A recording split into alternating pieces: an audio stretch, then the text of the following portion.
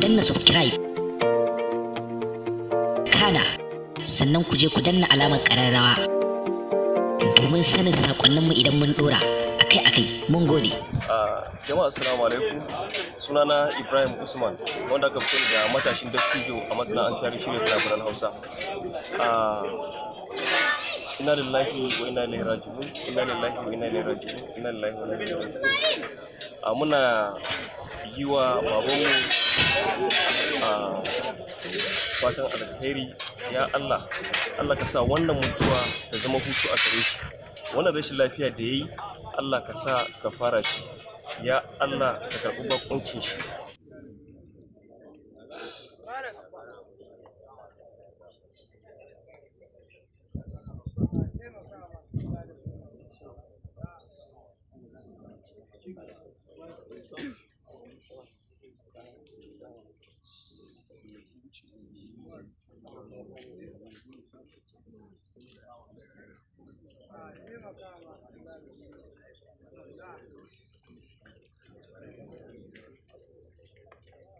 Asibincin da aka zo nan shi ne misali wanda ya fito daga Maiduguri sai ka ga yau da ina bacci ba shi da take yau da zafi hanya ya kwana a jaji karfe 5 na asiri ya ka ga musu da wannan kare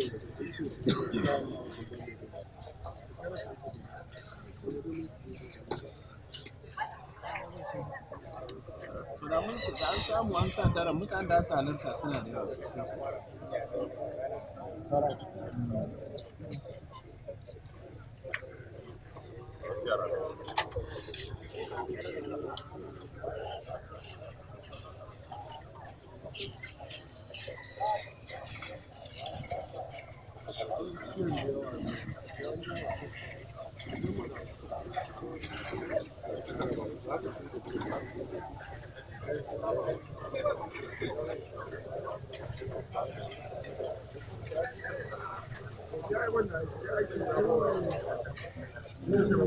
Na da yawan da za mu zauna yawan laptop ne zan kai wasa da wata sabon laptop a kan kamarin da nake a ga wasu da su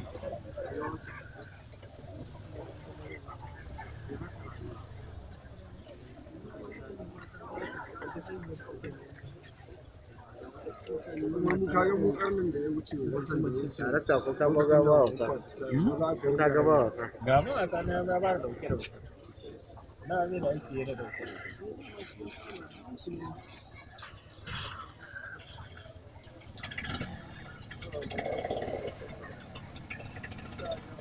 Listen Joe da wala lafiya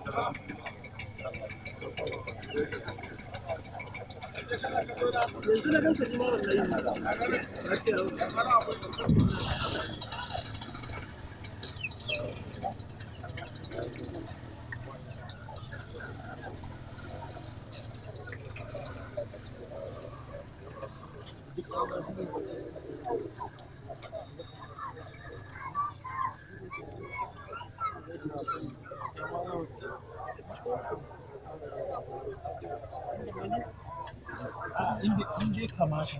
inda kamata yanzu ba saboda ka tabbatar da wani a dace saboda financial capacity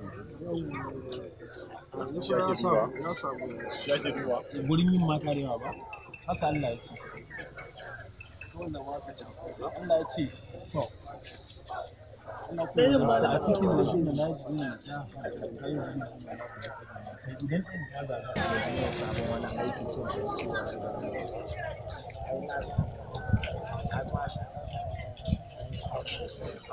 cewa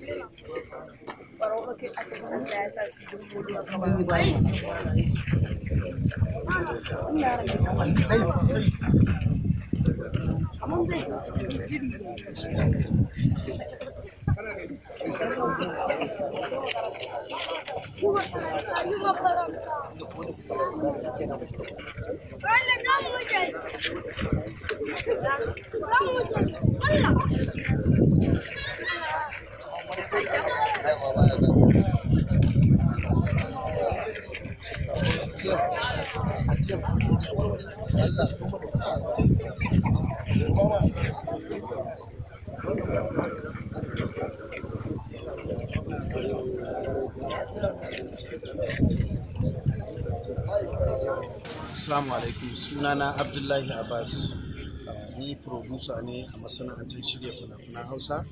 Allah ya ma mahaifinmu rasuwa, kuma a yanzu haka mun dawo daga wurin jana'izar shi. Muna godiya ga mutanen da suka zo da na nesa da na kusa domin taya mu wannan alhini. Allah ya saka masa alheri, shi kuma babanmu ubangiji Allah ya ji shi, Allah ya gafarta masa, Allah ya sa ya huta, Allah ya sa aljanna ce makomarsa. Wanda suka mutu kuma magabatan mu tun daga zamanin Annabi Adam zuwa wannan lokaci musulmai ubangiji Allah ya ji kansu ya gafarta musu.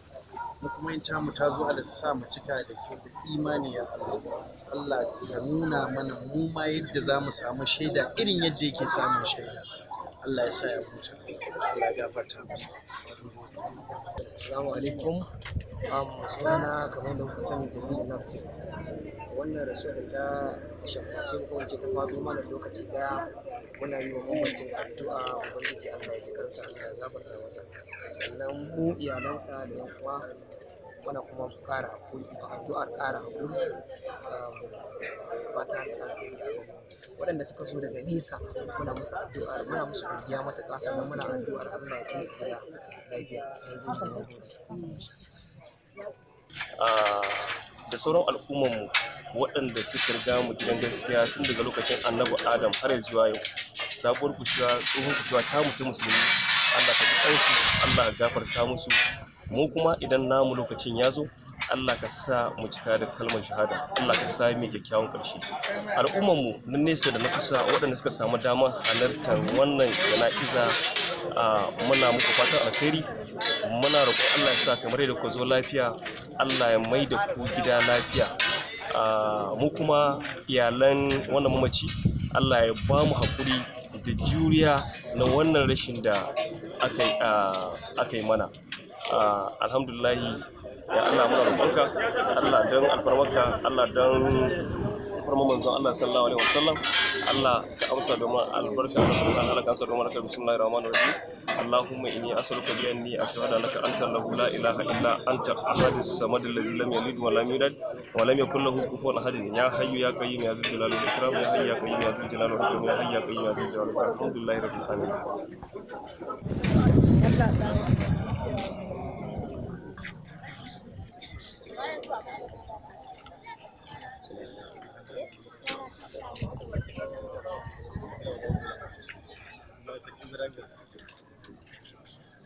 Akwashi TV tashar kowa da kowa.